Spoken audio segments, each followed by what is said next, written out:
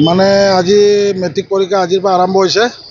তাৰমানে কি হৈছে, বেচৰকাৰী স্কুলৰ ল'ৰা ছোৱালীকেইটাক জেকেট পিন্ধি সোমাইছে আৰু চৰকাৰী স্কুলৰ ল'ৰা ছোৱালীকেইটাক পিন্ধি সোমাব দিয়া নাই, চেকিং কৰিছে। এইটো কাৰণে আমি বেয়া পাইছোঁ।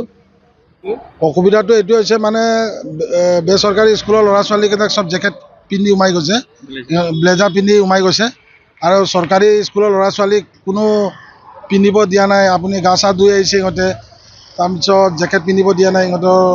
অহাকালি যদি বেমাৰ হয়, শিক্ষকে কি ৰিক্স ল'ব নেকি?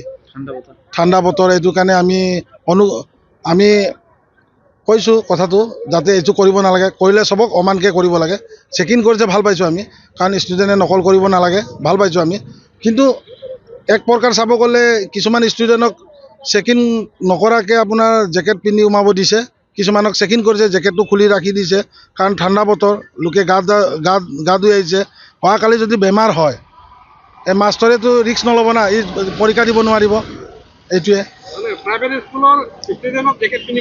প্ৰাইভেট স্কুলৰ ল'ৰা ছোৱালীক জেকেট পিন্ধিব দিছে, চৰকাৰী স্কুলৰ ল'ৰা ছোৱালীক পিন্ধিব দিয়া নাই, একো দিয়া নাই। খালি ঠাণ্ডাকৈ সোমাইছে।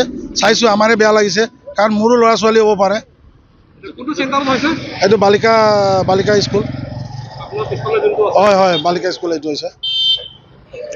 চৰকাৰী স্কুলৰ ল'ৰা ছোৱালীকেইটা বৰ দুখীয়া আৰু ব্লেজাৰ কিনিব নোৱাৰে। সিহঁতে হাইনেক কিছুমান পিন্ধি গৈছে, হাইনেকো খুলি দিছে, কাৰণ এইটো নহয়, কাৰণ তেখেতে চেকিং কৰিছে ভাল পাইছোঁ আমি, কিন্তু পিন্ধি সোমাব দিব লাগে, কাৰণ ঠাণ্ডা আছে ভিতৰত, বিৰাট ঠাণ্ডা আছে। কাৰণ বেমাৰ হ'লেতো অহাকালি যদি পৰীক্ষা দিব নোৱাৰিব, অহাকালি যদি পৰীক্ষা দিব নোৱাৰিলে কি মাষ্টৰে পৰীক্ষা দি দিব নেকি ষ্টুডেণ্টৰ কাৰণে?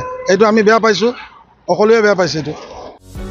যিকোনো খবৰৰ বাবে যোগাযোগ কৰক আমাৰ এই নম্বৰত 9181 307 2221।